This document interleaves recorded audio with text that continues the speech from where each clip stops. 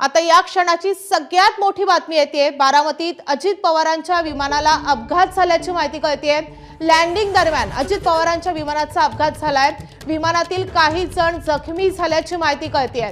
तर बारामतीमध्ये आज सभा आहे। दिवसभर अजित पवारांच्या 4 सभा होणार आहेत। जिल्हा परिषद पंचायत समितीच्या निवडणुकीच्या प्रचारासाठी अजित पवार आज बारामतीमध्ये दिवसभर असणार होते आणि आता असं कळतंय की बारामतीत अजित पवारांच्या विमानाला अपघात झालेला आहे।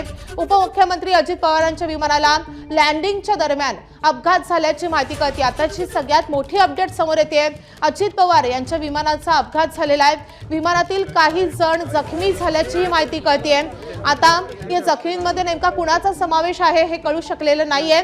मात्र विमानात त्यावेळी अजित पवार, त्यांचे सुरक्षा रक्षक आणि वैमानिक असल्याची माहिती कळते। तर बारामतीमधून ही सगळ्यात मोठी बातमी कळते। उपमुख्यमंत्री अजित पवार यांच्या विमानाचा अपघात झालेला आहे। लँडिंगच्या वेळी